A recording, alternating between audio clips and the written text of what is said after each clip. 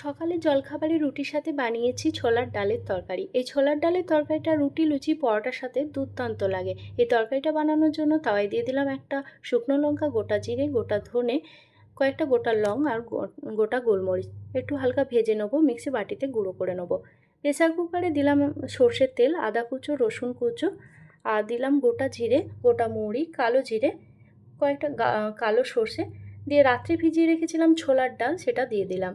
একটা টমেটো কুচো করে নিচ্ছি, টমেটো কুচোটাও দিয়ে দেবো। এরপর দিচ্ছি কিছু শুকনো মশলা, দিলাম স্বাদ মতো নুন, একটু হলুদ গুঁড়ো, একটু লঙ্কার গুঁড়ো আর একটা তেজপাতা। সেদ্ধ আলু হাতে ম্যাশ করে দিয়ে দিচ্ছি। এই আলুটা ছুরিতে কেটেও দেওয়া যায়, তবে হাতে ম্যাশ করে দিলে এর তরকারি টেস্টটা খুবই ভালো আসে।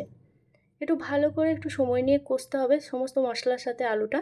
তারপর গরম জল দিয়ে দিয়েছি, দিলাম কেশরি মেথি।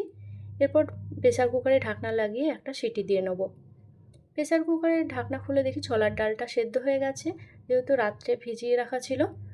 আর ভাজা মশলার গুঁড়োটাও এখন দিয়ে দিচ্ছি। এরপর দিচ্ছি একটু আমচুর পাউডার, 1 চামচের মতন চিনি দিয়ে ভালো করে একটু নেড়ে দিচ্ছি। উপর থেকে একটা গাওয়া ঘির ফোড়ন দেবো, এতে তরকারি টেস্টটা দ্বিগুণ হয়ে যায়।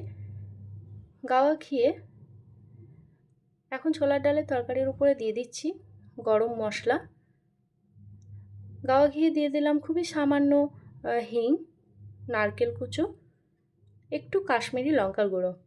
এতে তরকারির কালারটা খুবই ভালো আসে। একদম দোকানের মতন হয়েছে তরকারিটা, আর খেতেও দুর্দান্ত। একবার বাড়িতে বানিয়ে দেখবেন, আর কেমন লাগলো অবশ্যই জানাবেন। উপর থেকে দিয়ে দিলাম বিট নুন, একটা কাঁচা লঙ্কা, কেশরি মেথি। তরকারিটা একদম রেডি হয়ে গেল। আর বানিয়ে নিচ্ছি সাদা রুটি। আজকের ভিডিওটা কেমন লাগলো অবশ্যই জানাবেন। আজকের মতন বিদায়, দেখা হবে অন্য কোনো ভিডিওতে নতুন কোনো রেসিপি নিয়ে।